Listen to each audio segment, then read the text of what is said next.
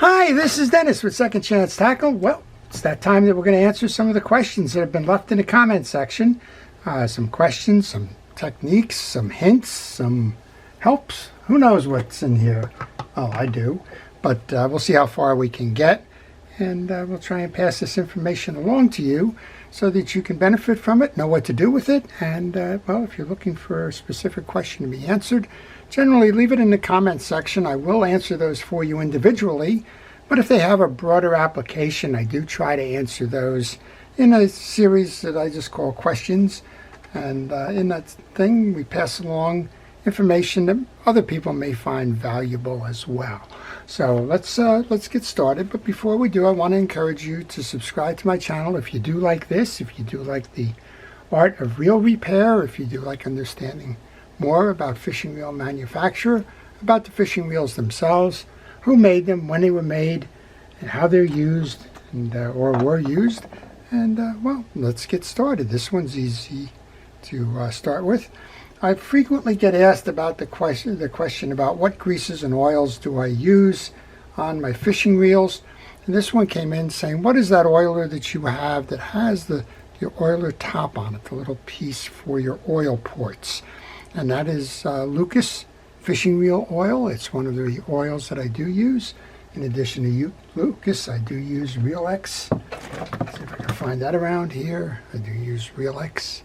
I do use Penn Precision Reel Oil, but the specific question was asked because this one has the oiler stem on it, and that enables you to get into oil ports on fishing reels.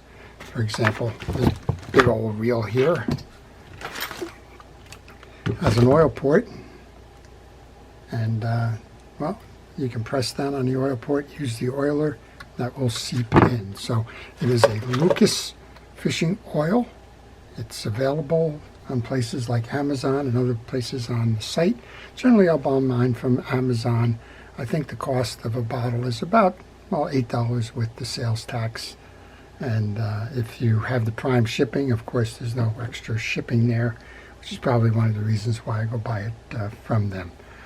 Okay, next one comes in from Ed. Ed is actually local. He's a channel watcher. We've met quite a few times, and he was interested in just letting me know about the Cast King relocation. So here's a Cast King reel.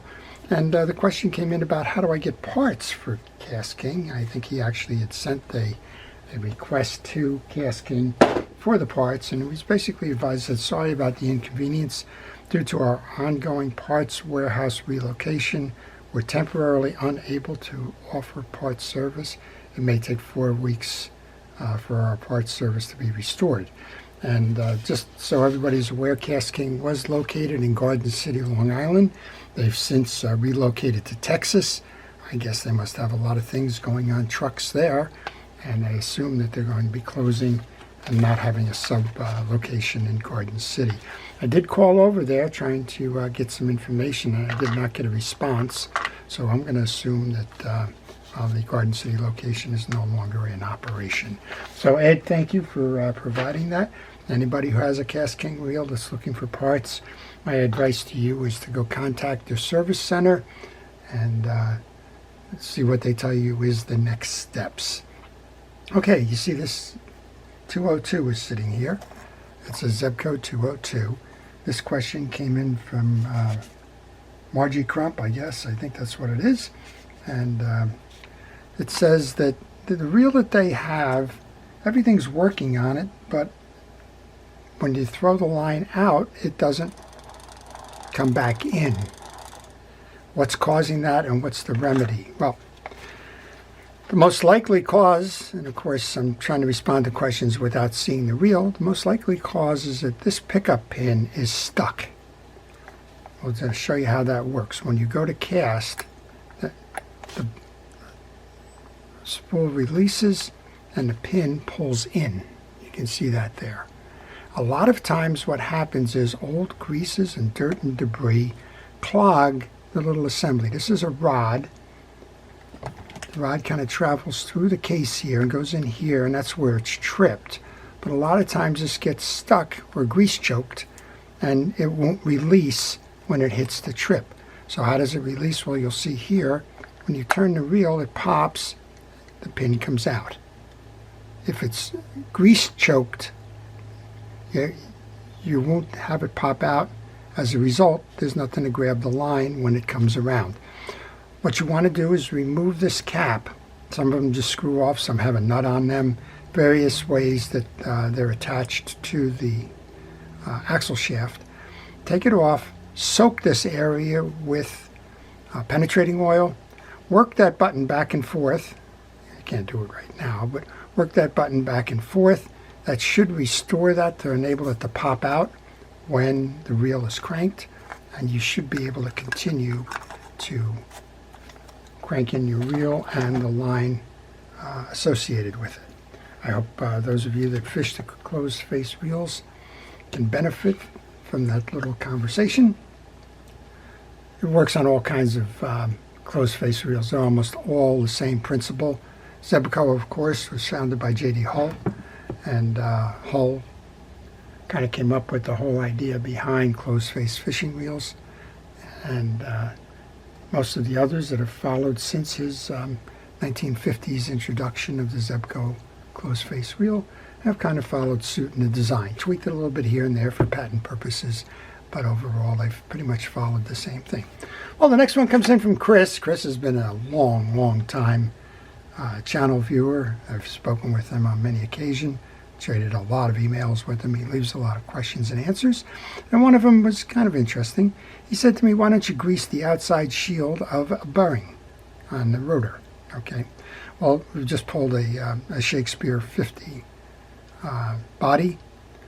It has the pinion gear and it has the rotor bearing in there, and most of the time he's correct. When I go to install, what I will do is I will take the bearing, clean that up and oil it, clean up the teeth on the pinion gear, grease it, put it back in. Now, you don't get into a lot of trouble when you're doing this with a graphite case. But what he's referring to is all of the old metal-bodied vintage reels. Reels like the Penn Spinfisher early editions, the Daiwa 5000s and the like, or 7000s, that whole series. Metal on metal in a saltwater environment is not a good idea. So what Chris likes to do, and I can't say it's a bad thing to do at all, put a little bit of grease on the outside of the bearing before you install it into that case.